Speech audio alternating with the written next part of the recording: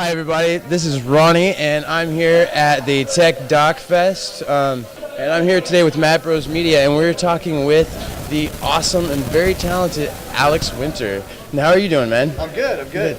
Yeah. So I wanted to start with a very hard-hitting question that I know a lot of people want to know about. I've been sending emails to some companies wanting to know when we're going to get the next installment of Ben 10. I don't know. I mean, I did those like 10 years ago. Those were one-offs that we did for live action, so we were never going to make more than two, I don't think. No, you didn't? No? Yeah. Okay, because I heard rumors that there was going to be a third one, so... I don't think so. I mean, I wouldn't have any involvement. I was interested in doing them. I had a son. My son was a Ben 10 fanatic, so we had a good time working on those together, but they were kind of one-offs. Right on. Yeah. So you filmed a few movies here this weekend, one of them being Deep Web, the untold story of Bitcoin and the Silk Road. Yeah. So I want to know, how did you really get involved in that? Like, what started you decide, like, I need to make this story? Well, you know, I've always been interested in technology, and I made the Napster movie before that one. Yeah, which was downloaded, and I wanted to tell one more story about sort of the evolution of global internet communities, because this is really when they've erupted, this moment in time. So, having done downloaded, for me, the Silk Road, the criminality aside, it was kind of the next big watershed internet community. It was the first global encrypted community of any scale, of any size. That's really significant. So I was interested in telling that story, and like from the inside, like what was it like for the people who made it? Why did they make it? What were their ideals? What were their mistakes? And then, of course, the trial around Ross Ulbricht, who was the creator of Silk Road. So you also have the Zappa documentary coming out, which I'm really excited for. How did you get your hands on that, on the rights for that and everything? Well, I mean, there's always rights holders with any project. So with Zappa, I knew I had to go to the rights holders, and his wife Gail ran the Zappa business for pretty much his entire career.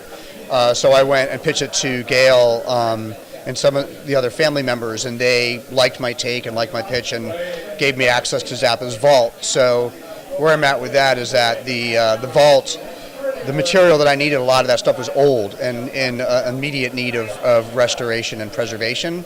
So I did a Kickstarter campaign to raise money to preserve that material. So that's what I'm doing right now, is I'm doing archival preservation on most of Zappa's work. So how long do you think it'll be till you maybe get that project? Yeah. The movie, I haven't even started the movie. I have another half a year just on archival. It's a huge project. So we have like another at least 6 months on archival preservation before I can even think about making the movie. So it's going to be a while. It'll be a few years. Right on. So I'm definitely looking forward to that. As I said, I'm a huge fan of your documentaries and your director works. So what else? Do you have anything else you're going to be working on besides like what's after Zappa or anything during Zappa? Well, I'm always working on other stuff. So I'm working on a couple of 1-hour TV projects and hour-long dramas, which I write a lot. So I'm working on one of those right now, and another doc idea. I have 2 other doc ideas, one of which I may do before Zappa because it's short. It's a fairly in-and-out thing. But I've always got a lot of stuff going on. And sometimes with docs, you don't know when something's going to go. So I'll be working on a doc, and it may not go until after Zappa. So I just have to stay busy with that stuff.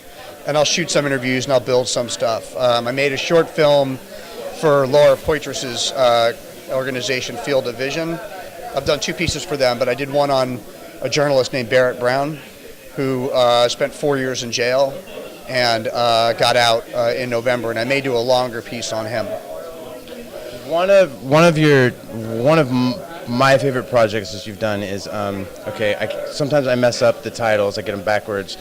Anyone Can Quantum and Quantum is Calling. Oh, cool. How did you get that going? Because I mean, you have Stephen Hawking, Zoe Saldana, Keanu, of course, Paul Rudd. Yeah. I mean, you just have a great ensemble of fun. people. Like, Yeah. how did that project get going? I've always wanted to know on that. I'm interested in science, like everybody is, and I had a connection to the guys at Caltech, and they were looking to make something for an event they were doing, and we all thought that maybe we could make it a little bigger, make it a bit more viral.